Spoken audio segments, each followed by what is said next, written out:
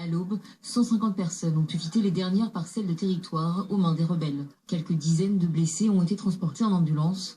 Depuis le 15 décembre dernier, les départs de cars sont irréguliers à cause de désaccords entre les parties impliquées dans ce plan. L'accord prévoit une évacuation simultanée des rebelles de Foua et Kafraya, deux localités chiites pro-régime. La synchronisation des opérations est plus longue que prévu, ce qui explique le retard des convois à Alep. Plusieurs milliers de personnes sont toujours bloquées dans les quartiers est, prêts à être déplacés au nord-ouest du pays, dans la région d'Idleb, un des derniers bastions rebelles en Syrie, aujourd'hui décrit par ses habitants comme une prison à ciel ouvert.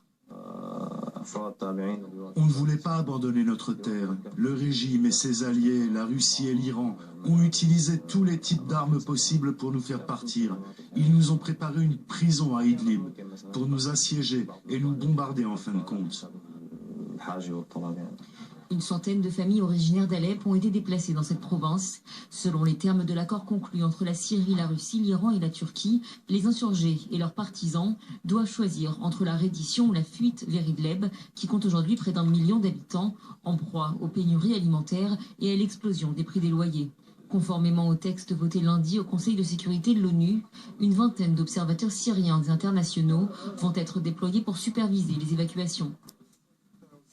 Peut devenir un Alep 2, parce qu'il est clair que de nombreux rebelles qui ont été chassés de Alep et qui n'ont pas opté pour la reddition, bien entendu, vont se retrouver dans cette partie nord-ouest de la Syrie, non loin de la frontière syro-turque, avec d'autres islamistes, d'autres opposants à Bachar el-Assad, que sont certains membres de Daesh. Il y a aussi des membres de Ahrar al-Sham, c'est-à-dire une bande de salafistes qui sont dans la région, et d'autres islamistes comme al-Nosra, la branche syrienne d'Al-Qaïda, et tous ces gens-là veulent continuer à en découdre avec le régime de Bachar el-Assad. Pendant ce temps-là, Bachar el-Assad, lui, dit « j'ai conquis Alep, mais je pense qu'il faut aller jusqu'au bout, procéder à un nettoyage jusqu'à la frontière syro-turque ».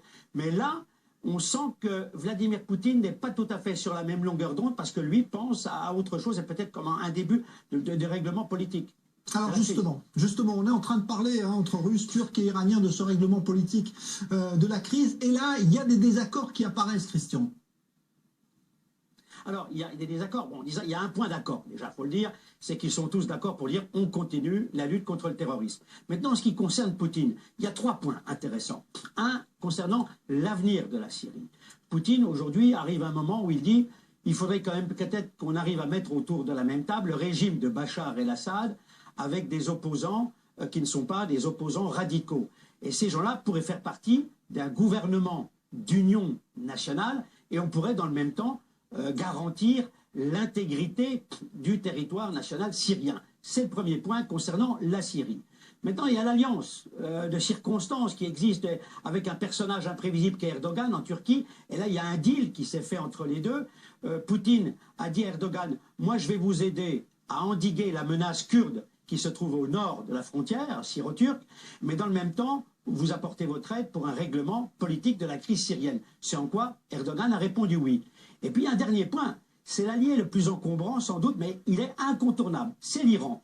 Parce qu'il a vraiment été partie prenante dans la victoire d'Alep, avec des militaires iraniens sur le terrain, des milices pro-chiites, et puis le Hezbollah. Et la Russie a gagné, mais avec l'Iran.